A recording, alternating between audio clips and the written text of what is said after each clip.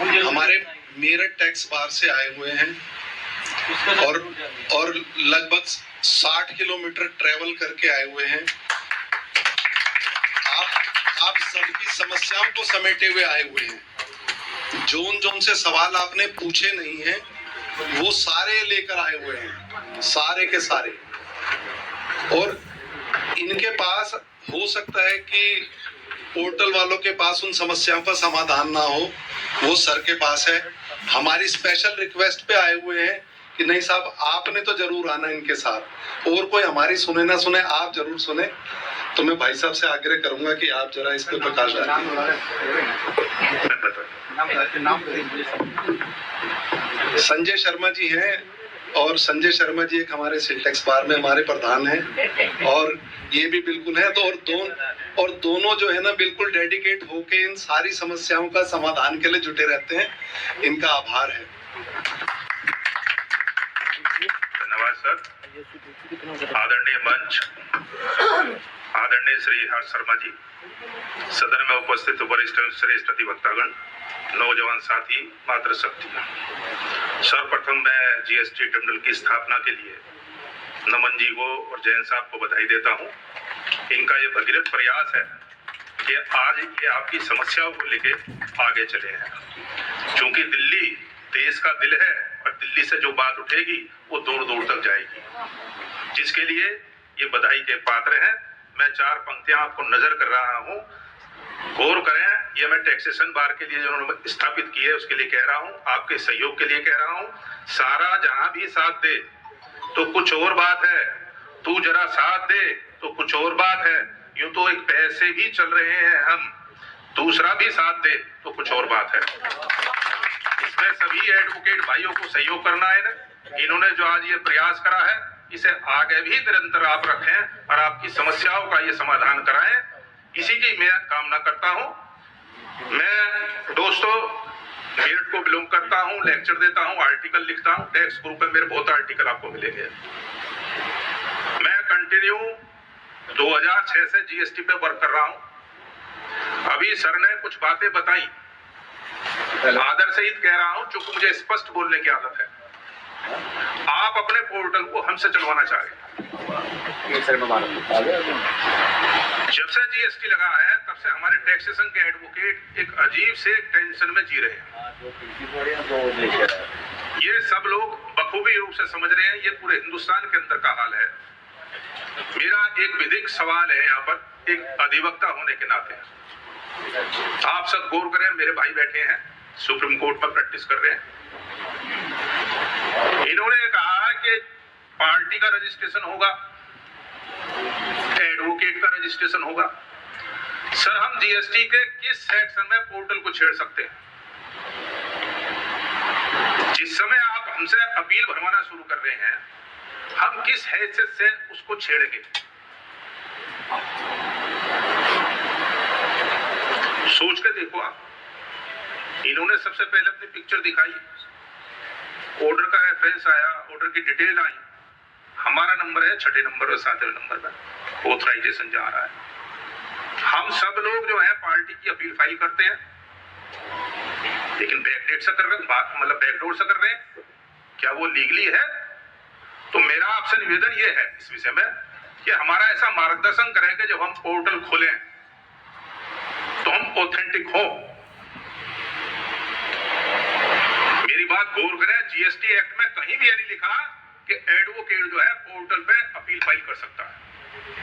कर भी नहीं सकता। तो क्यों करा रहे हैं? वो बैकडोर से कर रहे हैं। नहीं सर, देखो सर, एक मिनट, मैं बैकडोर से, आप क्या कर रहे हैं, मैं क्या कर रहा हूं, मैं भी वही काम कर रहा हूं, आप भी वही कर रहे हैं। लेकिन जो अभी यहाँ क्वेश्चन उठा था, मैं तो अधिवक्ता हित में बात करता हूँ सर। ठीक है। तो सर को सबसे पहले इसमें एक हमें इंडिकेशन देना चाहिए, हमसे सहमति लेनी चाहिए। पार्टी को ये कहना चाहिए कि भाई ये मेरा जो अपील फाइल कर रहा है, ये मेरा एडवोकेट फाइल कर रहा है। ये सर लीगल क्वेश्चन है। बिल्कुल ठीक कही आप। नहीं सर, ऐसा इनकम टैक्स में भी है और जो ट्रेडमार्क की प्रैक्टिस करते हैं वहाँ पे भी है, सब जगह है, सभी जगह है। मेरे पास पूरे उत्तर प्रदेश से कई समस्याएं आई हैं आपकी पोर्टल से संबंधित। हम प्रेसिडेंट सर से भी मिले थे, 1 घंटे उनका हमारा डिस्कशन हुआ। वो डिस्कशन इस रूप में है, भाइयों सुनो, आपके फायदे की बात है ये। आप केवल पोर्टल से अपील फाइल कराना चाह रहे हैं। एक मेजर इशू है। मेजर इशू क्या है कि आपके यहाँ रूल 10 और 13 है सर। रूल 13 और 10 क्या कहते हैं कि सामने वाले को पूर्ण न्याय प्राप्त हो, लेकिन आप शर्त क्या लगा रहे हैं कि उसे 10% फर्स्ट अपील में, 10% सेकंड अपील में। एक व्यक्ति जो पिक्चर में ही नहीं है उसमें डिमांड क्रिएट कर दी गई 5 करोड़ की, वो 1 करोड़ रुपए कहां से लाएगा आपके यहाँ आने के लिए? या तो आप रूल 10 और 13 को डिलीट कर दीजिए। मैं थोड़ा सा आपका इस ओर ध्यान दे रहा हूं। रूल 10 और 13 क्या है, उसमें ट्रिब्यूनल को इनहेरेंट पावर दिया। तो जब मेरी चर्चा हुई थी तो उन्होंने कहा कि ये सीपीसी का 151 है, 151 सेक्शन। सीपीसी का सेक्शन 151 क्या कहता है भाई साहब, गौर करेंगे कि सामने वाले को पूर्ण न्याय प्राप्त हो। यही हाई कोर्ट को पावर है अनुच्छेद 226 में, 226 में, और सुप्रीम कोर्ट को 32 में। लेकिन जो वास्तव में एसएससी नहीं है, एनी अदर पर्सन है, उसे हम न्याय किस तरीके से दिवाएंगे? जीएसटी ट्रिब्यूनल में फर्स्ट अपील वो अपील नहीं कर पा रहा। स्टेट के ऑफिसर जा रहे हैं, सर्च कर रहे हैं, और सर्च करने के बाद एसएससी सेंट्रल जुरिडिक्शन का 5 करोड़ 10 करोड़ डीआरसी 7 जारी कर देते हैं सर। अब आप ये बताइए, वो उसका क्षेत्राधिकारी नहीं है, उसका प्रॉपर ऑफिसर नहीं है, अब वो 5 करोड़ कहां से लाए? 5 करोड़ के लिए 1 करोड़ रुपया कहां से लाएगा आपके लिए? तो ये न्याय की स्थिति नहीं है। मेरा सुझाव है, मेरा आपसे निवेदन है कि इस विषय में जरूर सोचा जाए, क्योंकि स्टेट में, यूपी में ऐसी हो रहा है। मेरठ एसआईटी जा रही है, मोदी नगर जांच कर रही है, मोदी नगर के डीसी को रिपोर्ट दे रहे हैं, डीसी उस पर 5 करोड़ रुपए लगा रहा। सेंट्रल जुरिडिक्शन में फर्स्ट अपील में जा रहे हैं गाजियाबाद, तो वो अपील वाले सुनने को तैयार नहीं। सर 5 करोड़ पे 50 लाख रुपए मायने रखते हैं। ये कुछ ऐसी प्रॉब्लम है, जैसा अभी मेरे पास सोनभद्र से 3 प्रॉब्लम है सर। उन्होंने 3 अपील फाइल करी है आपके यहाँ, उन्हें कोई ड्राफ्ट नजर ही नहीं आ रहा। मेरे पास लॉगिंग भी है, पासवर्ड भी है। एडवोकेट जब अपना रजिस्ट्रेशन करने चलता है, मैंने टिकट भी जनरेट करा, आपके हेल्प डेस्क पे मैंने बात करी, वो मुझे निवारण करने में असफल हुए। देश में आंकड़ों की बाजीगरी चल रही है। 1100 अपील फाइल हुई है, 1500 टिकट जनरेट है। क्यों है? वो इसीलिए है कि आपने इजी डूइंग जो है उसे नहीं करा।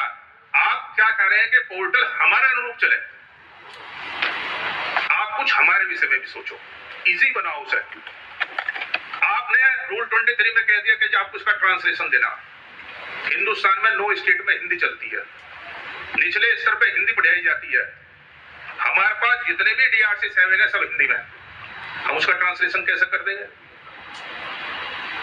आपके यहाँ ऑब्जेक्शन लग जाएगा, हमें रजिस्ट्रार साहब के यहाँ जी हजूरी करनी पड़ेगी। दोस्तों इनडायरेक्ट में समझना मेरी बात आप। तो मेन इशू है, मैंने प्रेसिडेंट सर के सामने बात रखी। मैंने 28 अप्रैल 2025 को महामहिम राष्ट्रपति जी को ऑब्जेक्शन फाइल करा कि 1 नेशन 1 टैक्स आप कैसे कह सकते हो, जब देश की संविधान की अनुसूची 8 के अंतर्गत 22 भाषाएं, तो आप उन्हें प्रायोरिटी क्यों नहीं दे रहे? राष्ट्रवाद कहां है? 9 स्टेट में हिंदी बोली जाती है, निचले स्तर पे सब लोग हिंदी में काम करते हैं। जितने व्यापारी वर्ग के लोग हैं, कम से कम 50% कम पढ़े लिखे हैं। एक पिक्चर देखी थी मैंने, 2 वकील सुप्रीम कोर्ट में भिड़ंत करते हैं, वो अंग्रेजी में बोलते हैं। सामने एक बेचारा गरीब आदमी खड़ा, उसे ये नहीं पता तेरे बारे फीवर में कह रहे हैं, तेरे विरोध में कह रहे हैं। बिल्कुल ठीक है। एक और इशू पे मैं आपको ले जा रहा हूं। जो आपके यहाँ जुडिक्शन आए हैं, जैसे यूपी का जुडिक्शन है सर, मेरठ है ही नहीं। नोएडा की 3 आ रही है अपील, जबकि 5 अपील है, 3 ही आ रही। सर ये टेक्निकल बात है। सर तो कह देंगे आप इसे ऐसी भर दो, क्योंकि उसमें उत्तर प्रदेश करके 1, 1, 2 अपील आ रही है। जब आपने पोर्टल को लॉन्च किया, आप हम लोग जो सक्षम नहीं है, हमारे पास इंफ्रास्ट्रक्चर नहीं है एडवोकेट के पास, आप हमसे ये चाहते हैं कि हम करेक्ट रहें, परफेक्ट रहें, कैसे हो जाएंगे सर हम? एक और इशू भी है उसमें। सर मैं बना कर लाया हूँ सहारनपुर मैंने परसों लेक्चर दिया था, वहां से मुझे पास बहुत सारी क्वेरीज आई हैं, वो आप सबकी हैं सर। मैंने सोनभद्र की 3 प्रॉब्लम बताई, उन्होंने तीनों अपील फाइल कर दी, उन्हें नजर ही नहीं आ रही। तो जब आपने पोर्टल दिया है तो कम से कम 3 महीने का हमें आप मौका दें कि उस पोर्टल पर हम ट्रायल करें। और जो गलती जीएसटी में करी गई वही गलती जीएसटी ट्रिब्यूनल में करी गई है। क्या करी गई कि जब आपने पोर्टल बनाया आपने उसमें अधिवक्ताओं को शामिल ही नहीं करा।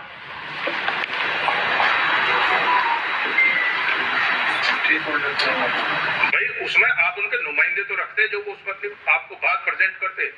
ठीक है, आपकी नॉलेज अच्छी है, सिस्टम आपके पास है, तो उसको कामयाब करने का यही तो तरीका है कि जो निचले स्तर पर जो वास्तव में प्रैक्टिशनर हैं, मैं हाई कोर्ट सुप्रीम कोर्ट की बात नहीं कर रहा, जो डीजे लेवल पे काम कर रहे हैं उन लोगों को तो पूछना चाहिए तो फिर क्या होना चाहिए।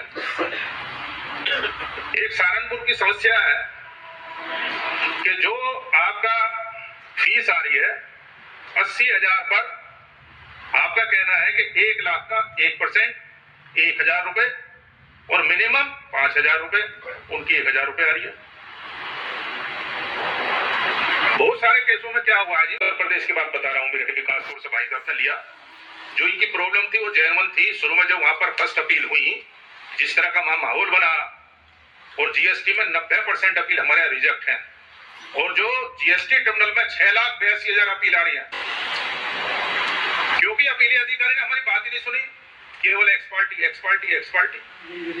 दिल्ली में हुई नहीं, सब जगह यही हुआ भाई साहब।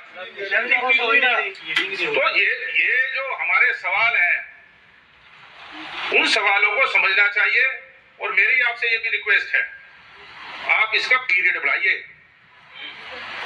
एक जो लॉ बनाने की पावर जीएसटी प्रेसिडेंट सर को है, श्री संजय मिश्रा जी को, जो ये आपने 5-5 हजार रुपए रख दिए हैं, न्याय कभी बिकता है? आपका इसके पीछे आईक्यू क्या था? छोटा व्यापारी 5,000 रुपए मुझे देगा या फीस के देगा?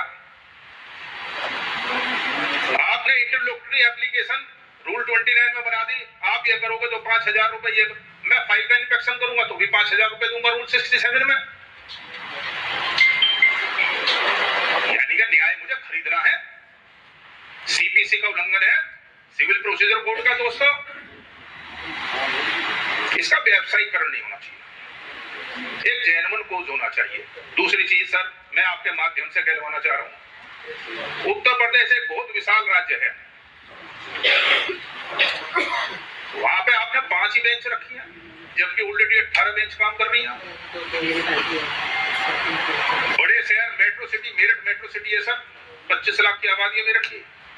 कानपुर 50 लाख की आबादी का आपने रखा ही नहीं। Bareilly metro city, Gorakhpur metro city. भाई ये ऑब्जेक्शन तो होने चाहिए। भाई सस्ता व सुलभ न्याय कैसे मिलेगा? मैं 60 किलोमीटर आया हूं दोस्तों आपके पास, मुझे 3 घंटे लगे। गाजियाबाद 40 किलोमीटर है, मेरठ जिले का ही पार्ट है, लेकिन सर 2 घंटे लगते हैं, पूरे 2 घंटे। तो हम तो आपके माध्यम से सर कोई बात कह सकते हैं, यदि आपको उचित लगे तो हमारी बातों को रखें। 1-2 और समस्याएं जैसे आ रही है पोर्टल पर, आप देखें, जैसे मैंने मेरठ की समस्या बताई, नोएडा की बताई, गाजियाबाद में 5 अपील है सर, 3 आ रही है, नोएडा की 3 अपील आ रही है, मेरठ आई नहीं रहा। हम कहां से अपील फाइल करें? करोगे तब देंगे सर, हम तो सीनियर सिटीजन हो गए हैं, बैठ जाएंगे चुपचाप। भाई कंप्लायंस तो हम करते नहीं, आप भी नहीं करते होंगे, ऑपरेटर का काम है। अप्रैल तक चिंता ना करो, अप्रैल मई तक ये कंप्लायंस भी आपसे खत्म हो जाएगी। वकील का काम तो DRC 7 जारी होने के बाद शुरू होता है, क्योंकि हम रूल 48 में जीएसटी प्रैक्टिशनर तो है नहीं, हम एडवोकेट हैं, हम वकालतनामा लगाते हैं और अपील ये छोड़ने के नहीं हमारे में। जिस व्यापारी की अपील एक्सपर्टी हो जाएगी वो कहेगा वकील बेकार है। तो ये प्रैक्टिकल प्रॉब्लम है जो इन्होंने आज ये बहुत अच्छा हमारे भाई नमन जी ने इन्होंने करा है। जब मैं प्रेसिडेंट सर से मिला था उस दिन, हमारे हर्ष शर्मा जी भी थे, मोहम्मद सलीम भी थे, तो ये लोग एक दिन पहले मिल के आए थे उनसे, न पहले उन्होंने हमसे जिक्र करा। और जब हमने उनसे यही रूल 10 और 13, आप सब लोग देखना, और मेरा आपसे अनुरोध है, चूंकि आपने देश में पहली बार टंडल में अपील बनाई है, टंडल के लिए बार एसोसिएशन बनाई है, आप ये क्वेश्चन राइज कीजिए, या तो इसके नियमों में संशोधन करो। आप नियम में लिख दिया जी, जब आपका APL 02 पार्ट बी आ जाएगा, आपको 5 हार्ड कॉपी रजिस्ट्रार के यहाँ दाखिल करनी है। डिजिटल इंडिया का क्या फायदा, ऑनलाइन का क्या फायदा? ये बहुत सारी समस्याएं हैं जो एडवोकेट के साथ है। मैं बहुत अधिक आपका समय नहीं लूंगा क्योंकि समय अत्यधिक हो चुका है। मैं अपनी वाणी को विराम देना चाहूंगा, और सर यदि मेरी कोई बात बुरी लगी हो तो मैं आपसे दिल से क्षमा मांगता हूं। मैं 4 पंक्तियां फिर आपको नजर कर रहा हूं। मैं नमन भाई का, जैन साहब का दिल से शुक्रगुजार हूं। मैं चलता हूं आपकी दुआ और मोहब्बत से, यह सफर मेरा नहीं हम सबका है। गौर करें, मैं चलता हूं आपकी दुआ और मोहब्बत से, यह सफर मेरा नहीं हम सबका है। आपकी मोहब्बत ही तो है मेरा हौसला बुलंद करती है, आपकी दुआ ही तो है जो मैं मेरठ से दिल्ली आया हूं। इन्हीं शब्दों के साथ मैं अपनी वाणी को विराम दे रहा हूं। धन्यवाद। जय हिंद, जय भारत। जी sir, thank you very much sir.